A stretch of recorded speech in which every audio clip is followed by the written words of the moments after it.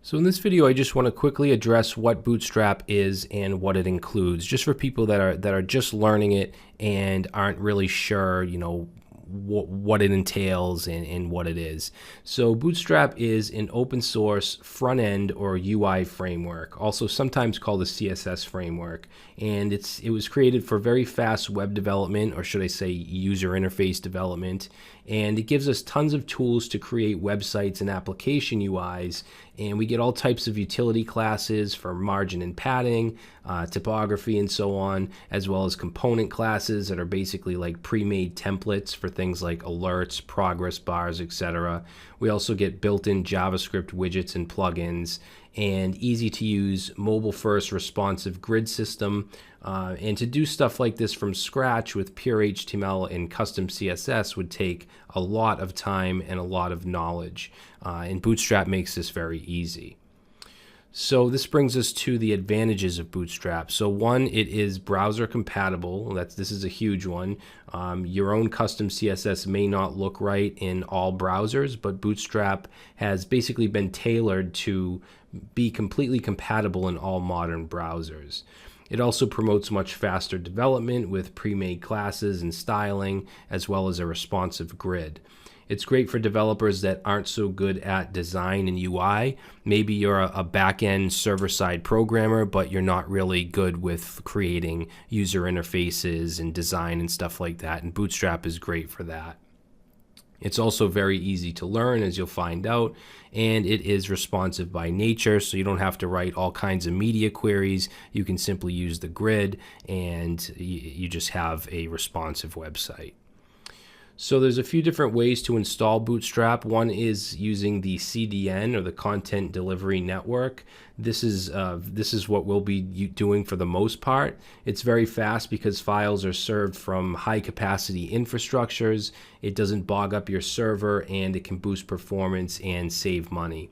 So unless you're compiling your own files from SAS, a CDN is the way to go, and that's what we'll mostly be doing aside from the project where we compile our SAS, at least for the CSS. You could also download the files from getbootstrap.com, but I wouldn't really suggest that over a CDN unless you're developing or running locally without an internet connection. And then finally, you can use a package manager like NPM, which is Node Package Manager, or something like Yarn. This is a little more complicated. You have to do it from the command line. This is a good choice for more advanced development where you want to compile your own versions, or you want to merge files together and do certain tasks like that. But we're going to stick to the CDN for the most part. So now I'm just going to quickly go over some of the features of Bootstrap, some of the utilities, the components, and so on, just very quickly. So we have the grid system, which uses Flexblocks, is completely responsive. We have text and typography classes for things like alignment and font sizing. We have positioning classes. We can have classes to display things as blocks or inline blocks. We have spacing classes for margin and padding on top, bottom, any sides we want, different units of measurement. We have sizing classes for widths and heights, alignment for text and other elements, colors for backgrounds and text and buttons, and plenty of other things. We have image classes for fitting images in their containers, for making images circular, things like that. And then responsive utilities. So for instance, if we wanted something to only show on small screens or large screens, we could do that as well. And then we have shadow classes, we have different border classes, and a whole bunch of other stuff that you're going to learn. Now, as far as CSS components, we have classes for forms and input groups. As you probably know, default HTML forms are very, very ugly, so Bootstrap gives us the ability to make them look much better. Same with tables. Tables are very ugly in HTML. We have special classes to create like striped tables or bordered tables, stuff like that. List groups is a really nice way to display unordered lists or ordered lists, or side menus, things like that.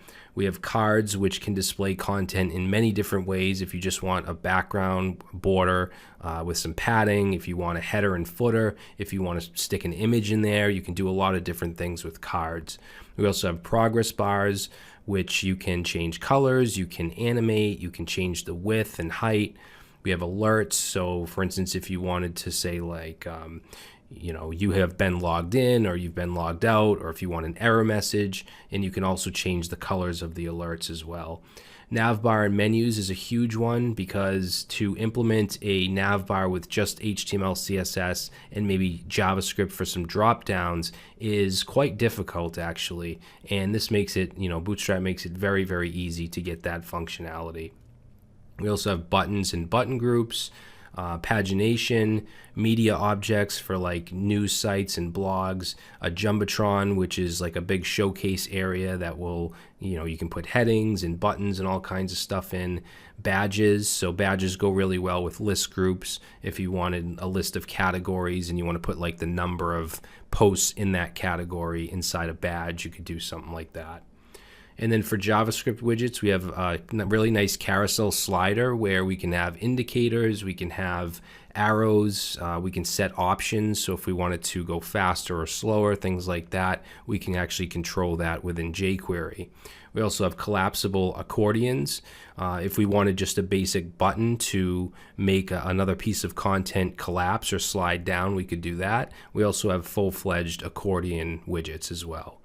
Modals are basically like pop-ups that can fade in nicely, and you can put whatever you want in them, images, forms, just text, whatever you'd like. Tooltips, so if you want to hover over something and have a nice tooltip show up. Popovers are very similar to tooltips. And then we also have Scroll Spy, which will allow you to scroll through your content and then have that piece of content highlight that area in the nav menu, which is really nice. And we're also going to implement a little bit of custom jQuery to achieve smooth scrolling in our themes, in our projects. All right, so that's a really quick summary of what Bootstrap includes.